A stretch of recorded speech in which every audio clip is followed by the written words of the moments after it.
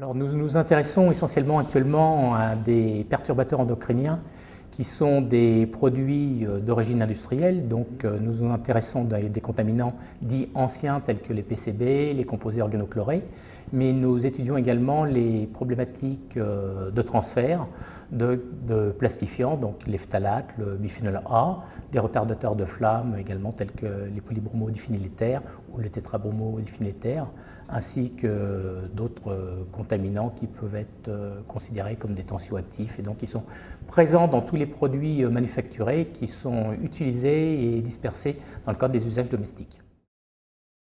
Alors le problème des dispersions, c'est qu'on pense souvent au niveau du grand public par une dispersion au niveau des rejets par les eaux usées et via donc les effluents liquides des stations d'épuration, mais il faut voir que beaucoup de ces composés sont des composés dits organiques semi-volatiles, donc ils peuvent se volatiliser à partir des matériaux. Par exemple, si vous stationnez votre voiture en plein soleil, le bouclier en plastique va relarguer des plastifiants qui ont été mis dans de plus grandes proportions en fonction de la température ambiante.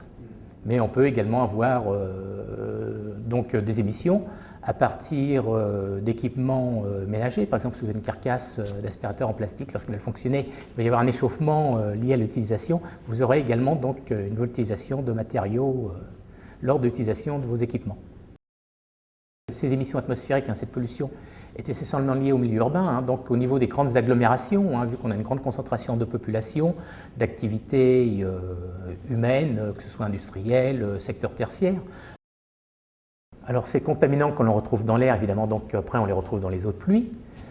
Ces eaux de pluie en milieu urbain donc, peuvent ruisseler, elles se recontaminent à nouveau lors du ruissellement et donc elles amènent aux stations d'épuration des eaux qui sont davantage contaminées par temps de pluie. Alors le plus souvent donc, on pense bien entendu aux écosystèmes aquatiques, donc compte tenu de l'importance des apports de contaminants par les eaux usées ou par les eaux pluviales ainsi que par les rejets industriels. Mais ce qu'on oublie en premier lieu, c'est que beaucoup de contaminants donc, étant volatiles sont émis dans l'air ambiant que nous inhalons. Et il faut voir qu'en milieu urbain, donc, les concentrations en contaminants dans l'air ambiant sont quand même nettement plus importantes qu'en milieu rural. Et l'homme est également exposé donc, à ces contaminants par la voie respiratoire. Et c'est une voie d'exposition qui est beaucoup plus importante que la consommation d'eau potable auquel on pense souvent, par exemple pour les plastifiants, on pense toujours au relargage de plastique par les emballages, mais en ce qui concerne les phtalates, par exemple, l'inhalation constitue une voie d'exposition qui est supérieure donc, à la consommation d'eau embouteillée ou de réseau. Donc c'est également une source possible d'exposition de l'homme aux contaminants. Je suis plutôt d'un naturel optimiste parce que lorsqu'on parle par exemple de pollution par les PCB, lorsqu'on voit les niveaux de contamination actuels, ils sont absolument ridicules, excusez-moi de l'expression, par rapport au niveau de concentration que l'on pouvait avoir dans les années 70.